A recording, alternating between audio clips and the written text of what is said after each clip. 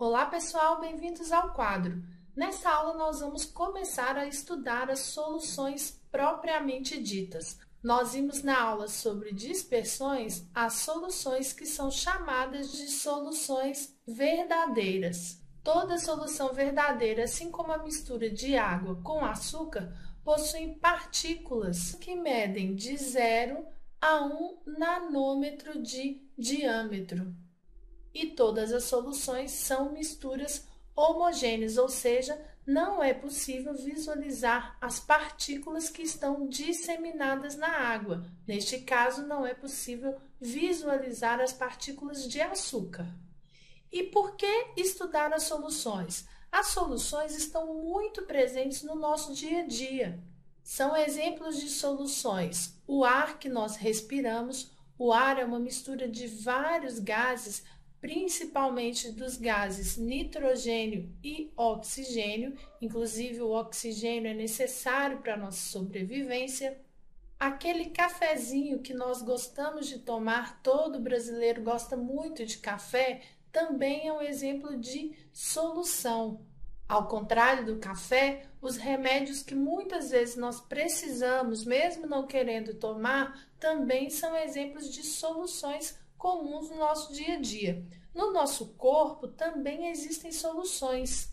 O sangue e a urina são exemplos de soluções que estão presentes no nosso organismo.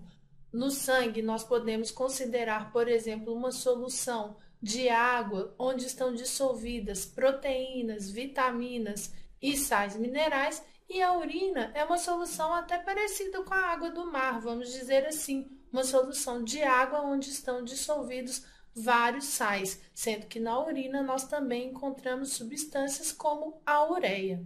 As soluções podem ser classificadas de diversas formas, mas nesta aula nós vamos considerar apenas o estado físico da solução.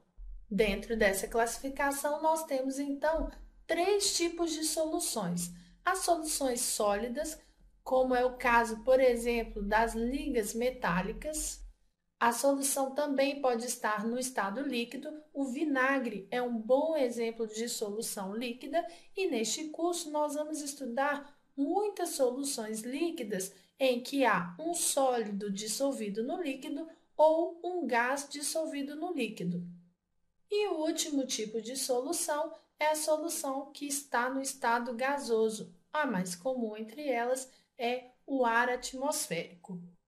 A partir de agora, nós vamos falar sobre os mecanismos da dissolução. Quando nós falamos em mecanismo de dissolução, surge uma pergunta: por que algumas substâncias se dissolvem e outras não se dissolvem? Ou ainda, como nós estamos considerando especificamente soluções em que obrigatoriamente uma substância está dissolvida em outra, a melhor pergunta é: por que uma substância se dissolve mais do que outra substância? O primeiro mecanismo que nós vamos estudar é o mecanismo de dissolução do sal na água. Como exemplo, eu vou usar o sal comum, o NaCl, que vocês já sabem que é uma substância iônica. A estrutura do sal comum pode ser representada esquematicamente. Aqui eu tenho um esquema em que as bolinhas amarelas representam os cátions de sódio e as bolinhas em rosa representam os ânions do cloro. Já a água é uma substância molecular e cada molécula contém um átomo de oxigênio ligado a 2 átomos de hidrogênio.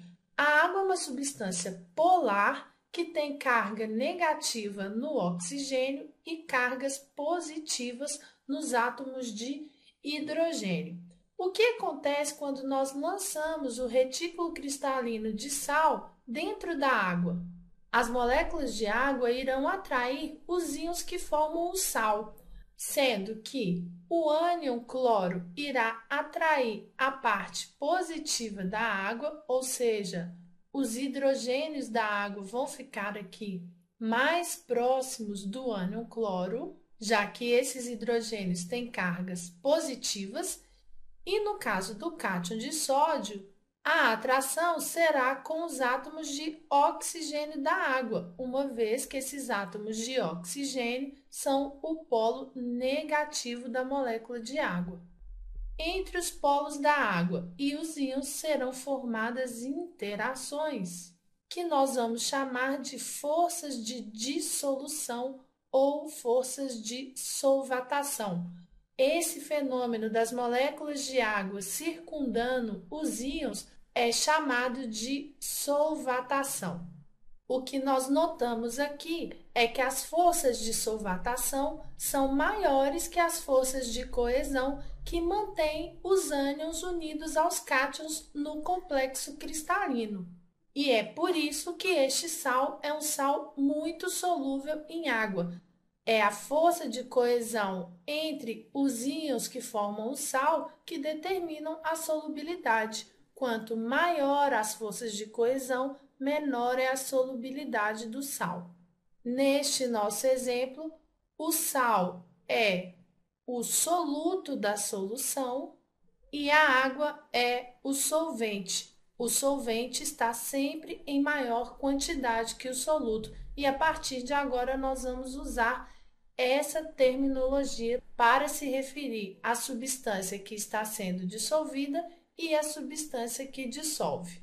Para terminar essa aula, só quero fazer uma observação. Alguns íons são coloridos e quando estão em solução aquosa, a solução fica com a cor referente àquele íon. É o exemplo do íon cobre, que dá uma coloração azul à solução, o íon ferro 3+, que dá uma cor amarelada, e o MnO4-, que confere à solução a cor violeta. Bom, pessoal, espero que vocês tenham gostado e compreendido essa aula. Continuem estudando!